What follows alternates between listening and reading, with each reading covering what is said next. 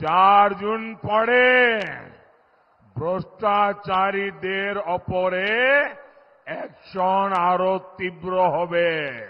বলেছিল না ইসবার 400 পার, আর আমরা বলেছিলাম ইসবার পগার পার।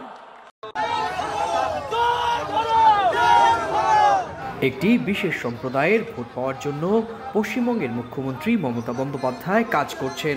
দুর্নীতিগ্রস্ত তৃণমূল সরকার কেন্দ্রীয় বহু প্রকল্প বাস্তবায়ন করতে দেয়নি, তাই এবার ভোটের মধ্য দিয়ে তৃণমূলকে উচিত শিক্ষা দেওয়া হবে।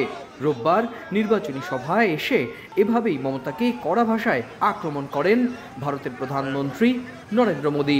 আগামী 4 জুনের পর দুর্নীতি বিরোধী অভিযান আরও বেগবান করা হবে বলে ঘোষণাও করেন তিনি। 4 জুন পরে ভ্রষ্টাচারীদের ওপরে অ্যাকশন আরো তীব্র হবে। নগদে 500 টাকা বা তার বেশি পেমেন্টে পেতে পারেন ঢাকায় জমিসহ 20 কোটি টাকার পুরস্কার। এদিকে বিজেপি এবার রাজ্যে রাজ্যে আসন হারাবে বলে মন্তব্য করেছেন মমতা। সেই সঙ্গে নির্বাচন কমিশনের নীতির সমালোচনাও করেন তিনি। বলেন, প্রধানমন্ত্রী নির্বাচনী প্রচারে সুবিধা পেলেও মুখ্যমন্ত্রীরা কিছুই পান না। এবার এরা ভাবছে 4টে ইলেকশনে গেছে, আপনারা জেনে রেখে দিন 543টা সিটে এরা 200 পার হবে কিনা সন্দেহ।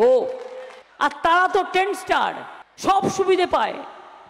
চিফ মিনিস্টাররা কিছু পায় না ইলেকশনের সময়, এমনকি হেলিকপ্টারটাও পার্টি থেকে ভাড়া করতে হয়। 4 দফার নির্বাচনের পর নানা মহলে চলছে ভোটের অঙ্ক মেলানো। এনডিএ নাকি ইন্ডিয়া জোট, কে আসবে ক্ষমতায় সেটাই এখন আলোচনার বিষয়বস্তু ভারত জুড়ে। সুব্রত আচার্য, সময় সংবাদ, ভারত।